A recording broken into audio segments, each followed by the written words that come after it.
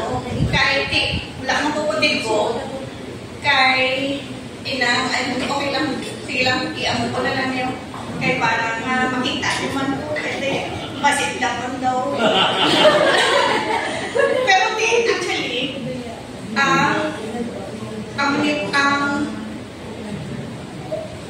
ang kapani, kay, as I was preparing, ng siling ko Lord nga, akin ang lang kung dinis na magtakot ng slides man.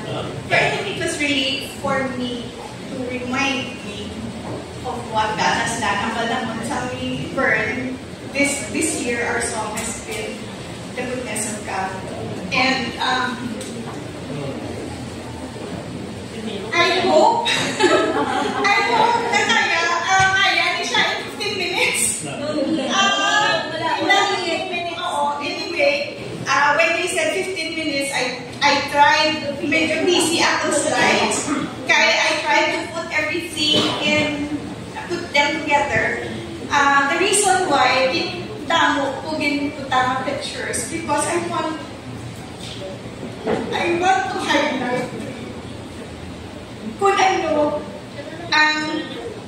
ang Ginoo sa kabuhi ko. And He is not, as I was preparing, is stewardship of treasures. When I was thinking about it, really it's a stewardship of the life that God has given. And as I was revising my slides every day since nag-abot ko right now, kasi siling ko, inang tanidyo tayo lang malahaw, kaya parang nadaw ka uncluttered. Pero I think it will help me better if I see the pictures. So I came across this quote from Tim Keller. Jesus is the ultimate gift. Jesus is the ultimate treasure. Here is why Jesus is the ultimate. Every other treasure you have to purchase. Jesus is the only treasure that purchased you. So this sort of put everything in perspective. Because Jesus is not just the source of my treasure. He is my treasure. And because He is, I need to be a good steward of my relationship with Him, of everything that He has given to me. So, I was going to start with this slide, talking about satisfaction. Because, ang nikiniyambal ko, ang goodness ng Ginoo, this slide, I think on the lower, hambal niya. This was part of my quiet time the other day. And I will satiate, namian, sinang-award, I will satiate. Kung niya, hindi ka lang niya, malaman, nabusog ka lang niya. Kung doon nag-enjoy ka, kamo, kung doon nag-enjoy ka, kung masabit, panayagan, I will satiate the soul of the priest with fatness, and my people shall be satisfied with my goodness, says the Lord. And I think I have been young and now I am old. And I can truly say with the psalmist, I have never seen the righteous forsaken or his children begging bread. So because I can truly say that this is true. And the psalmist also said, satisfy us early in the morning with your unfailing love. And I have seen this over and over again. Because it is of the Lord's mercies that we are not consumed. Because of His compassion that fails not. Kaya pag-ugit siya everything. Nalipay ko when we sang about one of my favorite hymns is Wonderful Grace of Jesus. So, then we sang For the Cause of Christ earlier. Hindi na naipakita ko na ang slides hindi na kumakambal. Pero, the Lord is my portion. And I have seen this. And because naanadula ang picture. Sorry, next slide. Sorry. Because I would never have chosen God. And yet God chose me before the foundation of the world. And I love this verse in John 15, 16. Sa kadamo, kung liwat-liwat, may picture na sa tunga sa flower, nadula. So anyway, I would never have chosen God, but praise God that in His grace, as we had just heard, we see everything from the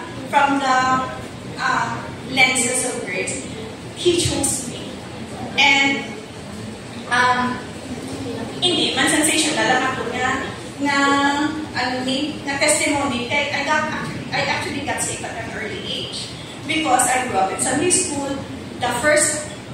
I was always nagadaog sa memory verse, and my first memory verse was that your light so shine before men that they may see your good works and glorify your Father in heaven. And then I remember the first verse that my mom taught me, pag may bago kung memory verse, is who shall Proverbs 31, who can find a virtuous woman na tisiling ko, that early on, no, mga before ko 6 years old, ang mga tenets na I was brought up in. And so, by the time I was 10 years old, was when I realized that all the verses I memorized, all the things that I know, they were just in my head. And I needed to actually recognize yung mga salsala ko. Hindi ko na makaride doon sa salvation sa parents ko. I needed to have personal relationship with Christ. And I accepted Christ as my Lord and Savior when I was 10 years old. Next month, I'm 53 years ago. So I got saved when I was 10, and then I was baptized on Christmas Day. Ang nakulutan ni Joy, ang picture ang nakita ko ang black and white sepia picture. Yeah, actually, natapos ko na napagdala na sa imo. But I saw a picture of the day we were baptized. Ang itsura ko tulaki, anyway, it was a good reminder. I think that was just God's icing on the cake, but to remind me of what He's done.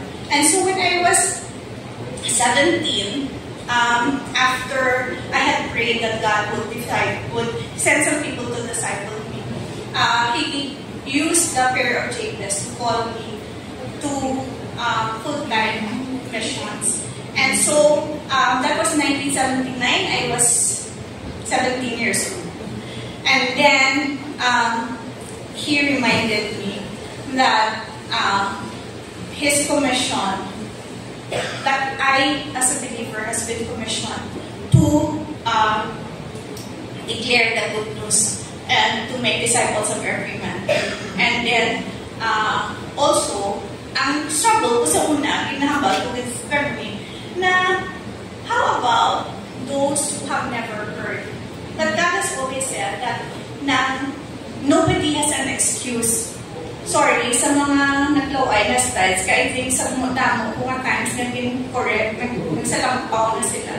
So anyway, so nobody has an excuse. And so, God actually also catered to my need. Wala nga, people have been telling me, maserve ka sa Ginoo, hindi ka serve sa Pilipinas, nga kung hindi kayo mangita sa iban, you start with the concept before was start with your own Jerusalem, your Judea, and then Samaria, and the uttermost parts of the earth. But I love the way the King James actually puts it. And ye shall be witnesses unto me. After that, the Holy Spirit has come upon me. Silin niya, you shall be witnesses unto me, both in Jerusalem, and in Judea, and in Samaria, and unto the uttermost parts of the earth. So, simultaneous, hindi isa-isa. And so, having been commissioned and knowing all this, the Lord allowed me to follow Him. Ang nakabok, sa 17 years old ko, I told my parents, hindi na ko yung magtapos ng college, ng Bible school ko, kaya I have my own ideas of how to serve the Lord. I was thinking, I love to travel, I love culture and language, I will go as a tribal missionary, and maybe go into linguistics or something. So the Bible school ko so I can be grounded, and then from there, take it from there. No? So, but it was in Bible school. I don't know how many of you know Dr. Katuran. He was the first chapel speaker. First day, pag sa Bible school, humble na yun Dr. Katuran. There's a huge need for medical people in the field. take tanan nga tao kabalo nga tapos na kung pre-med. Tapos si Rodora wala nga taga Kabangkalan. Med school siya ya, galyo, no? Tanan sila nagturo sa mga buko, sabi ko, no way, Lord, hindi kinayaman ako. And syempre, daw ko matyagaan pala na mas kakamalan ko pa sa Ginoo, no? So, I felt na let me go through Bible school and then we'll figure it out. But then, I did not fit into the mold. Kamungan pe, kung pastor's wife ko pe, or Bible naman. So, pati sila may scenario, mga ano daw, hindi ko nila makita na sa sinakang ministry. So, God is gracious. Maniandig ko sa iya. Kaya, ang nagaling, He chose me. I did not choose Him. So, let me end kasi nga verse. I found this also. God in His love always wills what is best for us. In His wisdom, He always knows what is best. And in His sovereignty, He has the power to bring it about. And this is what I have experienced. So I went to Bible school. From doon, nag-sign ako sa Word of Life. Grabe, bigla na. Lagda sa Ginoo nga. Med school kagyan. So, siling, ginaway ko pa siya. Kasi ginasulod na nakagani. Ang bali Pastor Glenn, kagina si Elijah. Dahil was, ang bali ko yan, Lord, I'm already following you. Go back pag ito to school, but ano nang ganyan, from the moment I could argue the merits of getting a formal education. Naman na gusto ko talaga ma-lawyer. Kasi ito, I can talk my way out of things. And people were always saying, tumas namin kasi ito ma-lawyer. Pero, wala ko ng pre-law. Kaya hindi, nakitaan ko kung ano kadamo ang Anthony, hindi ko na gusto sa mga damo, mga tomes of books to memorize, mga laws. So I figured, amo na kani, maserve ko sa Ginoo. I go into maybe linguistics and tribal missions. Then, eventually, the Lord will help. So I went around all the mission hospitals. I'll cut this short. I'll focus more on how He has been my treasure in every step of the way. So, pag-graduate ko, ipakita mo na yung apat na hospitals. Actually, I'm one of the few who right after I finished med school, was able to go around the 4 Baptist mission hospitals. This one, additional sa Sina, was Kudus Clinic and Hospital in Banawe, Ifugao. For me, Palawan was very significant. Kaya I just came from Makati Med. I had my own maid. Life was very easy. Dasundanon, kaya wala sang Ginoo dito sa Palawan. At that time, wala suka, wala tubig. Mabatian mo pa ang woodpecker. Dasun may mga cobra, kaya kung gabi. So, makakinanglan na ako kanina kay para nga ang vibration will keep the cobras away. Dasun, but nalipay ko because ang nagkanigan shows me, diba? So, I had to learn to fully depend on Him alone. And to see things from His perspective. At that time, ang popular na kanta is bare necessities. Sa so, ang normal sa Ginoo, you have to learn to live with the bare necessity.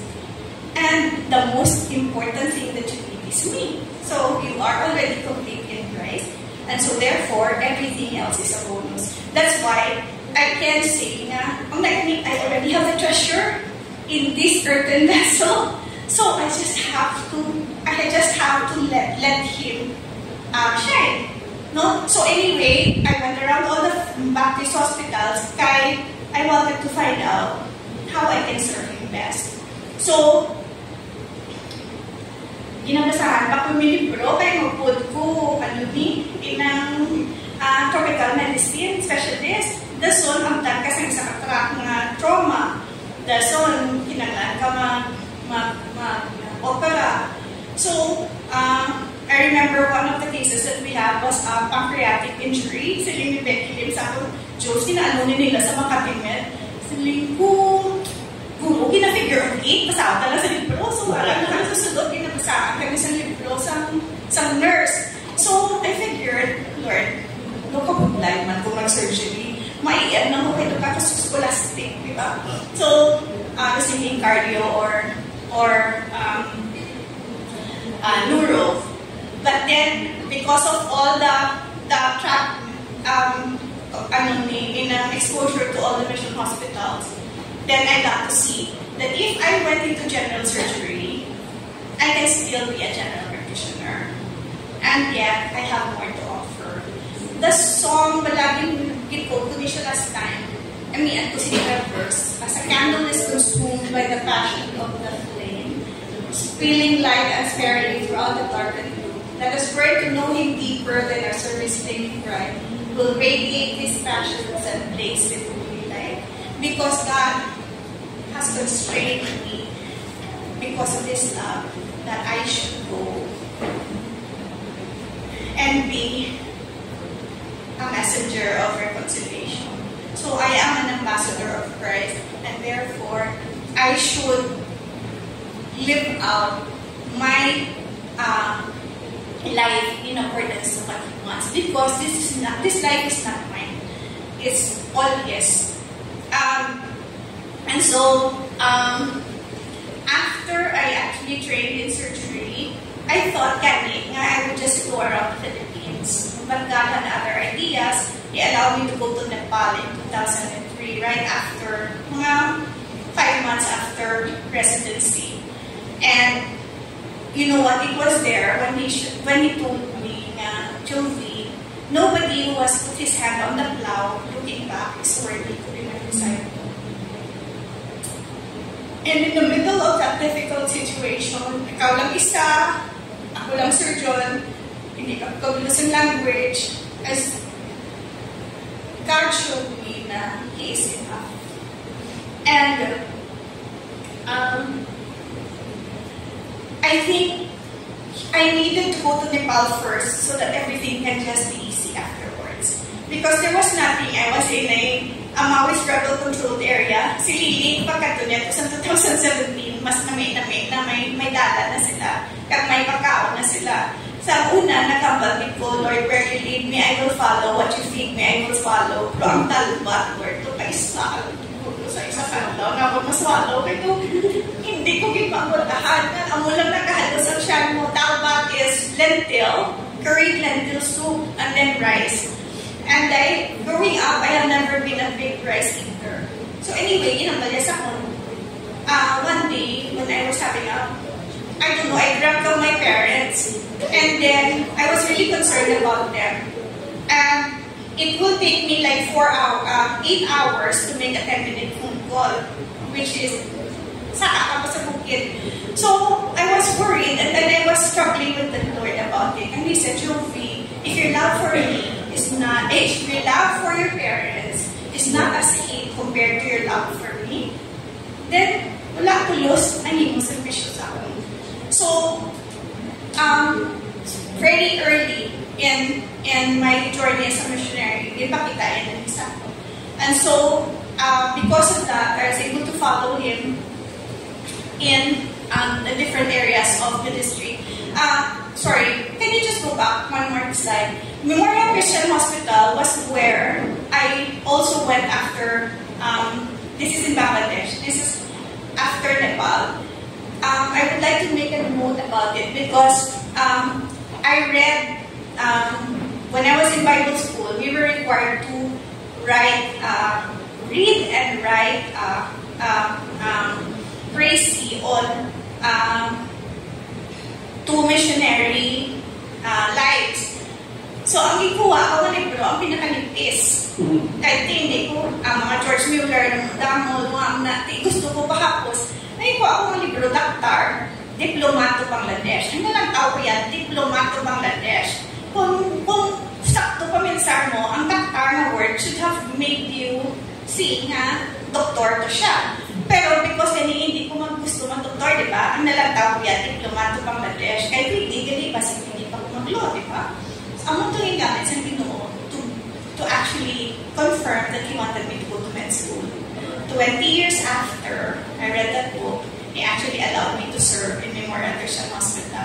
The very same hospital that this Ligo Olsen has started, the very same OR that he operated in. Again, so grabe, may crashes na Ginoo. And I'd like to, this song has been made very to me, special to me this year. I don't know, it's Brandon Lake's Abandoned. Of course, I'm completely, deeply sold out, sincerely abandoned, completely, freely, hands to the ceiling enamored. My one life endeavor, to match your surrender, to mirror not my will but yours. I'm completely, deeply, don't care who sees me abandoned. This is, Oswald Chambers said that God's call to us is to be fully, recklessly abandoned to Him. And so in 2006, I went to Africa. Most people don't want to go to Africa. And I think I just like to, the rest of my slides, I'll probably just go through quickly, lang tawon nyo lang. But this one, I think also, after Nepal, was a very significant part of my journey. Because, nag-uo, malakad dito. Halin ko sa Indonesia. I lived in Indonesia for a year after the earthquake and the tsunami, doing crisis rehabilitation. And just, nag-uo na po. That's when they wanted me to leave earlier. Then, I ended up my work in Indonesia in May. I was, technically in April, so I had, but then, napangimos pa. So I had 1 week. And then they wanted me to go to Africa already. Ang usapan is August or September. So, I was given 1 week to come home to the Philippines, raise my support, and talk to my parents that I'm actually leaving from Indonesia to Africa. And it was going to be a year. So, I went with $20 in my pocket left over. One-way ticket. I just remember this. Before I left Indonesia, Samaritans first actually asked to meet with me. And they were offering me a new post, which I would have loved to take. Start ko sa mag-umakinig sa isla, sa Indonesia. And they would let me have my way kung paano ko to run off with it and how to develop it. And then, siling niya, $1,000 would not be enough. Siling ko sa iya, I'm sorry, you don't understand. I'm not your person. I'll pray that you have the person for this project, but God has already told me na I'm done with Indonesia and I'm going to Africa. Though hindi sila magpati nga, I will actually say no. So he actually told me, name your price. Pila ka ginaw. Nga, so I was stunned that they would actually tell me that. And I told them, you know what? Hindi yan mabakal sa kwarta ang assurance ko na ang Ginoo naghambal na I should go sight unseen to Africa, because that's how it has always been with my life. God said it, I believe it, that settles it for me. So I want to obey Him, and so I said thank you for the offer. And so sometimes, people ask me, wala ako yung ubra, wala ako ubra, damo kami ubra, wala nang esweldo. Ang amay ka sa langit has always been sufficient. And if we are provided for by our jobs, by our earthly fathers, by whatever God has given us, we can trust that God will always be the loving Father that He is. And so, this was an amazing year in Africa, but it was also a very trying year. I'm lingering here because, remind ko sa Ginoo,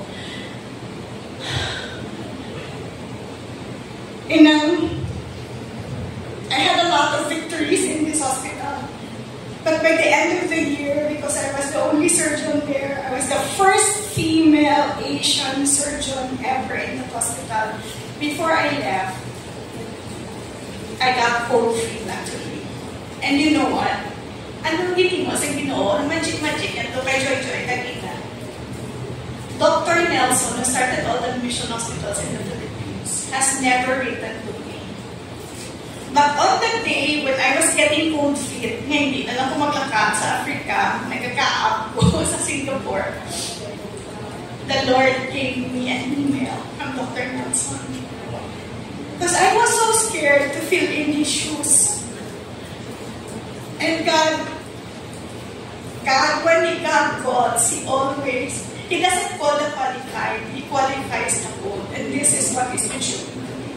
So Celine, the whole of my heart, the best of my soul, every phase of my life is breath in my lungs. The failures I hide, the victories I took, the battles I fight, the crown that I hoard, all the glory forever, the grave that you won, the praise of the heavens, the kingdom to come is all God's, and therefore we are God's stewards of everything that He has given. So, at the end of this time, I actually, I want to share this with you. I haven't shared this. I don't talk about this a lot, but I was totally broken by the end of the year because, as I told you, I was the only female, only Asian surgeon in Africa among Westerners. And so,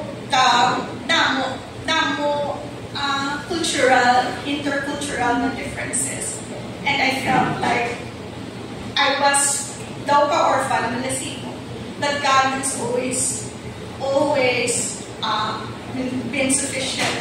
But as several people already have said, we need to take care of ourselves. I was totally broken before I left Africa. But God, in His great mercy and grace, allowed that we would actually have a conference. And this is the first time that they have a member care person taking care of the missionaries. And they're able to talk to him and his wife. And they helped me transition so that I could come home and actually talk to Errol about exciting things and not the brokenness that I felt. So, as this poem said, I have arrived at places that were not in my plan. I have done things I have never envisioned to do. I have lived in situations that were not of my wise choosing. And I have been regularly surprised by the turnings of my story. Iniba ko ni siya nga inside as I was sitting there before I came up. You know what? God knew how broken I was. So what He did in 2009, gindala niya ang mga to partner with me. And I just like to openly appreciate her because it just struck me now at that time when I needed it most, He brought me a partner who can join me with me. And then it's been 17 years. So I want you to just maybe kasi guy na lang 17 years na. And then when we went, liwat naman, sabi mo, ako lang to yan, walang kwarta, iba lang, tagasakal ko sila plano, one-way ticket, indala ko pag dyan mag-mood. Pero, it has been, I just wanted to show you this, the slides, just quickly go through them. I don't have to talk about, these are the different places that He's brought us to. This is how sufficient He has been. All I wanted to do was to travel and to see the world, to learn culture and language. But God has actually allowed me to see Him and be a small part of what He's doing because I obeyed. And in 2014, maybe I want to show this to you. 2014, hambal ito di pala, Ye shall be witnesses unto me, both in Jerusalem and in Judea and Samaria and to the uttermost parts of the earth. Ang bago say, Lord, di ilang uttermost parts, di ilang end of the earth for me. So I actually asked Google. I was thinking initially that it was somewhere in Venezuela. It actually is somewhere in Brazil. Right somewhere in the western Amazon frontier of Brazil. And in 2014, God actually brought us there. Nakambal na ko sa iya. Kapila na ko nakambal sa Indonesia, pala ready na ko, Lord, kung i-end mo ko life. Paglakat ko sa the ends of the earth, I also said, yes, I should be ready. But our time is not in our hands. God is the one who writes our story, right? As Dr. Mary was saying. And our timeline is in His hands. So, after that, He's brought us to all these other places. And then, I would like to, 2016, hindi ko makita ang pictures ka. Masaba Medical Ministry went to Cambodia, and we actually opened the hospital there. Please pray for Bilet right now, as wala pa siya yapon sa license. But it's going to be 10 years next year. When I was there last October, I was praying to the Lord that we would have a breakthrough on the 10th year. We will actually have the license for the hospital to fully function. Just fast forward.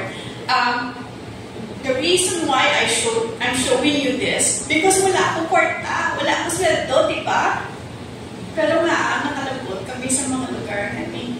Because God is our treasure. It's not just the source. He is and He will always be our treasure. And so, I love that He actually is allowing me to fulfill a dream, at the same time, just magnify His name.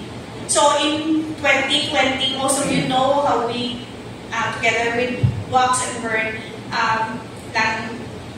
enlarge our, stop there for a while, enlarge our territory by allowing us to do Hospital Without Walls. Hinutang ko ni siya, kamay siya nga picture among the pictures of Cambodia. In 2023, God actually brought us to Indonesia, in Bali. You know, in 2008, I have it in my Bible. I was asking God kung pwede kami kapakasyon sa Bali. Kaya may, amang mood ko daw magpaporta, kay Maria, wala. Pero God never allowed it. In 2023, He actually allowed us to go. It was a conference by ICMTA, that it was a fully paid trip. I just wanted to highlight that because why? Most people think that when you're obeying God and you're serving Him in missions, you always just have to suffer, and then parang you miss out on a lot of things. But God actually gave us almost hindi siya 5-star, pero daw 5-star na siya compared to the Philippines, no? Ng accommodations, and it was totally free. And tupod pa naman si Chay Alice ni Harris na bonus. So, I just wanted to highlight that. And then, that's it. 2024. You would also think that when you're following God and you're obeying Him, everything will be rosy, diba? And as I said, 2005 pa lang, ready na ko to die. 2014, nagambal ko na ready to die. 2024, I felt actually the sentence of death in my body. And I was just very weary. And I was asking God, saying ko, Lord, kung kuhaon mo na po, I want my life to be remembered not as to have been busy for you, but to have been living, glorifying your name. That this is the year that I actually got diagnosed. After April ko na birthday, by August, I was diagnosed to have cancer. And the same cancer that my sister had 8 years ago. And while we were celebrating 8 years na siya cancer-free, here I was, faced with this same cancer. And faced with my own mortality. I was talking to Beth, Joanne, and several other people, CJ, the week before I got diagnosed, and I was telling them, there are times in our lives that God allows what if not moments. And this was one of those. And yet, this was to display His glory. The reason why I'm staying on this slide is, I just want to thank you. I wanted to openly show my gratitude and tell all of you, this has been the most love I have ever felt. Kaya nagkambag ko kay Bern, kung masakit ko, wala kita, sino mabayad, kaya wala ka ni Kuya, health insurance, wala ko ibayad sa ER. pero I never even had to lift a finger. And you have been part of showing to me how much God loves me, and how we have such a loving family in the Lord Jesus Christ. So anyway, 2025 had even more busy times, and I just wanted to highlight that because this year we have done even more. Abi ko tumal to Lord, tapos napahuway na, no? But this has been God has brought us to more places only to show that He is God. There is a God. The world will know that there is a God because of His works, and the believers will worship. I just like to shout out to Bem also. When I got diagnosed, she gave me a verse. Sabi niya to, amo niya assurance nga ginatag sa akin sa Ginoo for you. Psalm 118, 17. You shall not die but live and tell of the wondrous works of God. And this is what I'm doing. Just so, at the end of our lives, Myri was the one who saved this verse. And I love that God actually gintahitahi niya tananta sa all of the verses are intertwined. So there is no reason for me to boast. Can you bring that down a little bit? So, no. Ang inaalam ng quote, okay. So, I have no boast but Christ, because He is not only my treasure, is the source of all treasure. So when it's all been said and done, I just want it to be said that I have lived for my Lord and King. Because there's only one life, and it will soon be past. Only was not for Christ will last. So Tammy, the love of my life would continue to burn out. Thank you.